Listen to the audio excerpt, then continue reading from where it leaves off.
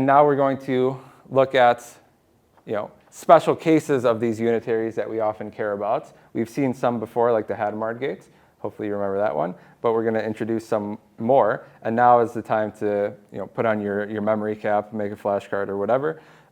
It's helpful to remember these single qubit gates so that when you see them in a circuit, you know what they are and you know how to analyze them to understand what's going on in the algorithm.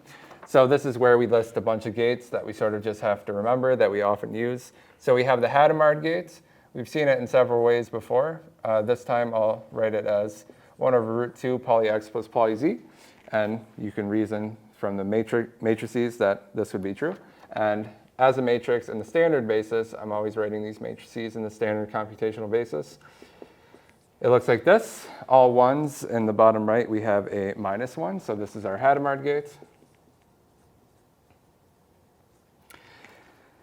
In addition to the rotation gates, and RZ in particular, the z-axis we like a lot, as you might imagine, because that's how we define the 0 and 1 states. And so for particular angles theta with the z rotation gate, we often give them special names that are useful to us. So the square roots of poly z itself, we define that as the matrix S, and so this is known as the phase gate. It has the following matrix representation, 1, 0, 0, I, and again, this is called the phase gate. How would you, reason through this? Well, it's the square root of a matrix, so formally, to apply a function to a matrix, you have to do its eigendecomposition, apply its function to its diagonal elements. Well, z is already diagonal, so that makes it easy for us. So all I have to do is take the square root of its diagonal entries, 1 imaginary unit I. Okay? So hopefully you can see that if I do s squared, I'll get z back here. And then we also have the fourth root of the poly z matrix, which will be the square root of s, and that will be the t gate. So the t gates we'll write in the following way. 1, 0, 0, e to the I pi over 4. Do you remember that, or can you see why you can write the imaginary unit I as e to the I pi over 2? Have you seen this? E to the I pi over 2. And so taking a square root of that is dividing the exponent again by 2. And so that's why we have e to the I pi over 4 here. Okay? So t squared will be s, and then s squared will be z. Square root of the poly z matrix is the phase gate. The square root of that is called the t gate. We very often just call it the t gate.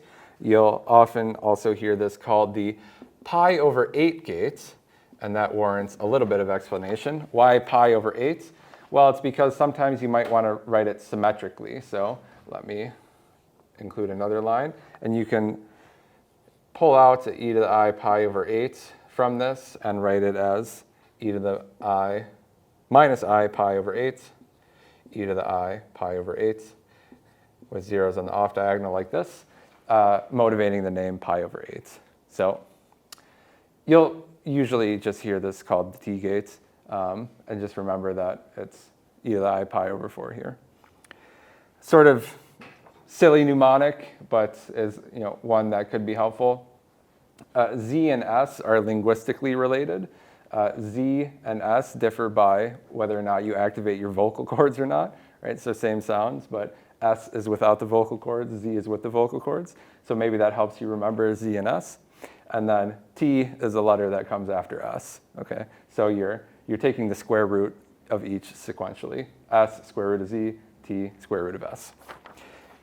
In any case, do whatever you need to do to remember these gates. This will help you when we do quantum algorithms. So we'll have various circuit symbols for these, and most of them are not interesting. So again, with quantum, we usually do boxes with gates in them. So Hadamard looks like this. Phase gates looks like this. We've written down the poly matrices before, so I won't do that. The T gates, again, just a box with a T. All the rotation gates will be boxes for example, like this, Rx of theta. These are things that you don't really need to memorize because it's just descriptive. It says what it is. So just make sure you memorize the definitions of these rotation gates.